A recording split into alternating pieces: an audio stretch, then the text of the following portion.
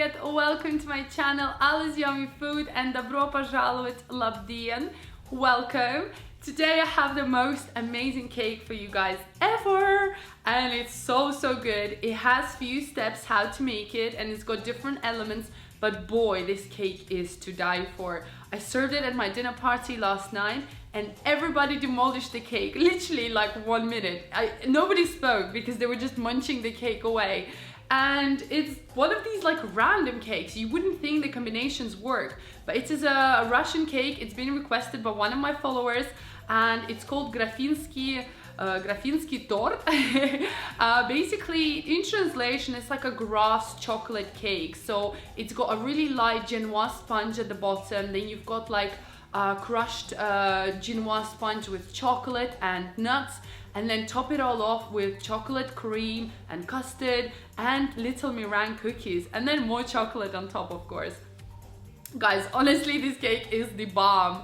I really hope you make it, you enjoy it. Let me know in the comments down below what other Russian cakes you would like me to make, or Latvian cakes. I've got a pretty good list, but if you want something specific, do let me know. And guys, make sure you subscribe to this channel. I really want to reach 100,000 subscribers, so click the notification bell. This way you will get updated every single time I upload a new video. And I upload new videos once a week so far, and I do a bunch of amazing recipes like this one. So I hope you enjoy it. Let's get started. First thing we're gonna do is make our genoise sponge cake. So in your stand mixer, add your room temperature eggs, and you want to attach a whisk attachment. We're gonna whisk this on medium speed at first, and then increase as we go. And then add sugar slowly, just to make sure the mixture volumizes and gets 3 times bigger than its original sort of size. You want to add sugar a little bit at a time and have the mixture on a high speed. After 5 to 10 minutes, depending on your stand mixer, the mixture will double in size. Look at that. And it also changes the color and looks pale and white. And when it starts to do these little drawings, that means it's done. Over here, I've got baking powder together with plain all-purpose flour. I'm just mixing it through, and I'm gently sifting it inside my mixture. So you want to do this in stages. You want to add your half, then mix everything together, fold it in, and you want to go in round circles, and then make sure you scrape the bottom as well. And then you want to add the rest of your flour and just kind of fold it in. You don't want to do this process very slowly, as the mixture will sort of flatten, and you want it to be nice and fluffy. This way it's gonna rise, and we want that genoise sponge to be nice and big. So do be quick and don't knock out too much air. Don't be too slow. It's something that you will learn quickly. Here I've got my baking tray. I've lined it with some parchment paper, and I'm spraying it with some cooking oil, just so it doesn't stick to the bottom, and also around the sides. Now add your genoise sponge mixture inside, and then just gently even it out, and it's ready to go in the oven and bake. And it's gonna smell so good, guys, in your house, I promise. When it's done, it's gonna look just like that, and we really want to go around the edges with a knife. Test it, of course, make sure it's nice and cooked. Just go around the edges carefully and just take off the lid, and you want to leave the cake to cool down completely. So leave it on a cooling rack for about 20 to 25 minutes.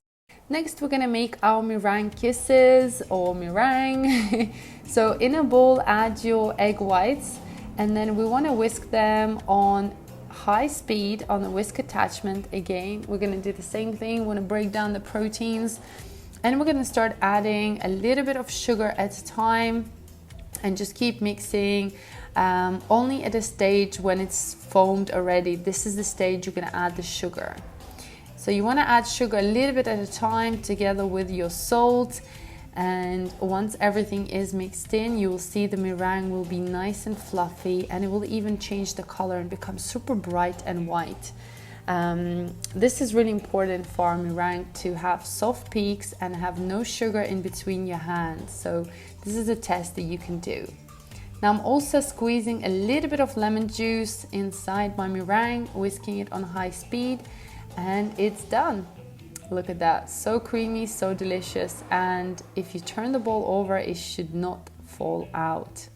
Next, we're gonna use a tall glass and a piping bag, and we're gonna need a star nozzle to pipe our beautiful shapes for our Russian Graffs cake.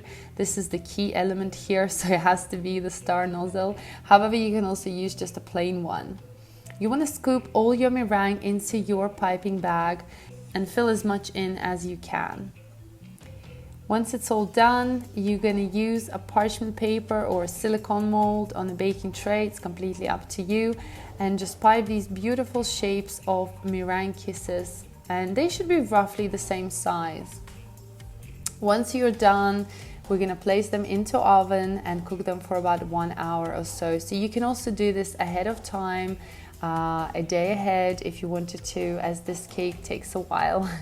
Once they're done, they should be nice and browned, very crispy on top and very gooey in the middle, just like that. Next, we're gonna make our chocolate custard. So you want to add your egg yolks into a bowl together with sugar, and then we're gonna add some corn flour as well and some cocoa powder. You want to mix everything inside, sift it through so there are no lumps, add vanilla extract, and then you want to use your whisk and mix everything together into a nice chocolate paste, just like this. Okay, you do want to mix everything beforehand so there are no lumps when we're going to be cooking the mixture. Next, add your milk into a pot, and once it reaches the boiling stage, you want to take it off the heat straight away, and then add a little bit at a time into your chocolate mixture. Mix it in, add more milk, mix it in, and kind of repeat the process until your custard is completely cooked and done. If you add all your hot chocolate milk straight away, your mixture will curdle and you will cook your eggs, so it's really important that you don't do that. Then you want to place it back into your pot and onto the stove, and we're going to cook this for 5 to 8 minutes, depends on how quickly it will set, but it needs to look just like that when it's done. We're going to place it to cool down, and then in the meantime I'm adding my softened butter into my stand mixer and whisking it on high speed until it creams together, just like this. Once my custard has cooled down, I'm going to add it inside my butter. And you want to add 1 tablespoon at a time and whisk on high speed, and keep adding a little bit at a time until you get your chocolate custard mixture. Scrape down the sides, make sure everything is incorporated. The color will become quite pale, but that's okay, it will still taste absolutely delicious and chocolatey. Once it's done, it's going to look like that. Your cream is done, and we're going to set it aside. Now our next step is to make our chocolate sauce. So we're gonna add milk and then chopped dark chocolate inside a pot. And also I'm adding some cocoa powder. And with a spatula, you just wanna mix everything together until your chocolate melts completely and your cocoa powder has dissolved. Mix it through, and this process won't take a long time. Then add a little bit of butter. And I'm also adding a little bit of rum, but this is completely optional. I do really like the flavor of rum in this dessert. It really adds that extra kick, but just a tiny bit. You can exclude the alcohol, of course, if you wanted to. So mix everything together and leave it to cool down completely. Now it's finally time to assemble the cake. Our Genoise sponge has cooled down, so you want to gently peel off the parchment paper. It will come off pretty easily, but just be careful. And then you want to take your bread knife and slice your cake in half. So you want to be really, really careful and gentle here. We're going to use the bottom, the bigger bottom, as our cake base. And so you want to place the second half onto your chopping board and cut it into small pieces. So you want to aim for squares or something similar. We basically want to create a lot of cake sort of crumbs. Once it's been all cut up, you're going to add this into a large bowl and then add your chocolate sauce inside. Then add some crushed walnuts and mix everything together. The mixture will be very, very chocolatey and kind of become like a chocolate mush. Then you're going to add your second half of your Genoise sponge and then spread the custard at the bottom. You want to use around 2 tablespoons and then dip each meringue cookie inside and then create like a little sort of sideboard with the cookies, and this will act as a glue as well. So you dip your meringue and then place it onto your cake around the sides. Now you want to take your chocolate biscuit mixture with walnuts and then add that inside the cake, and then you're going to go around with your rest of your meringues and chocolate custard and top it all over just like that. And don't be shy, it's going to go all over on top. And make sure you use all the custard and all the meringue. And there it is, guys. What else do we need? Extra chocolate. So do add some drizzled chocolate on top. I'm using dark, and the cake is done. You do want to leave it to soak through for about half an hour up to an hour, and then when it's done you can cut inside. It will be super soft and moist and so delicious, guys. This is one of the most delicious cakes you'll ever make, trust me. I can't wait to see your photos. Enjoy. It's creamy, it's chocolatey, and it's crunchy at the same time. Thank you so much for watching, and I'll see you soon.